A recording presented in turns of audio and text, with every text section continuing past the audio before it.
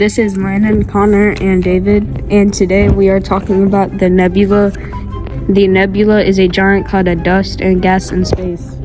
Also, the nebula came from the gas and dust thrown down out by the explosion of a dying star such as a supernova.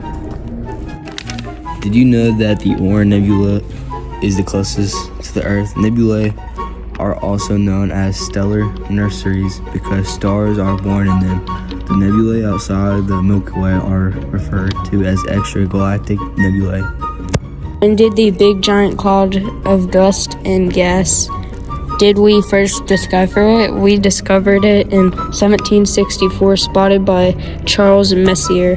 What did we learn about the nebula? It came from a gas and dust thrown out by the explosion of a dying star such as a supernova. That's what we and scientists learned. This is us talking about the nebula. Here is a video on nebula. What is a nebula? This is a nebula. It may look like a colorful work of art, but it's really a giant cloud of dust and gas in space. Nebulae are far away from Earth. We know what they look like because scientists use powerful telescopes to capture images of them. A nebula can take many different forms and shapes. But where did these stunning dust clouds come from? Some nebulae come from the gas and dust thrown out when a dying star explodes. When a massive star explodes, it's called a supernova. This is an example of what that looks like. Other nebulae are regions where new stars are beginning to form, called star nurseries. How does a nebula make stars? Well, nebulae are made of very spread out dust particles and gases, mostly hydrogen and helium. Gravity begins to pull clumps of dust and gas together inside the nebula. Then, as those clumps grow larger, their gravity gets stronger and stronger.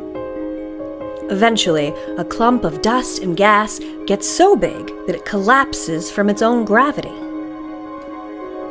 This collapse causes the material at the center of the cloud to heat up, causing the beginning of a star. The closest known nebula to Earth is approximately 700 light-years away. It is called the Helix Nebula. The Helix Nebula is the remnant of a dying star, like what will happen to our own sun in a few billion years. Using powerful space telescopes like NASA's Spitzer Space Telescope and Hubble Space Telescope, we have captured images of the Helix Nebula and many others. Scientists will learn more about nebulae with NASA's James Webb Space Telescope.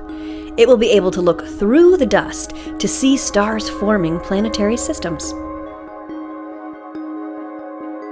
Learning more about these faraway nebulae help us better understand the life cycle of stars, including our sun, the most important star to our life here on Earth. Learn more about our universe at NASA Space Place.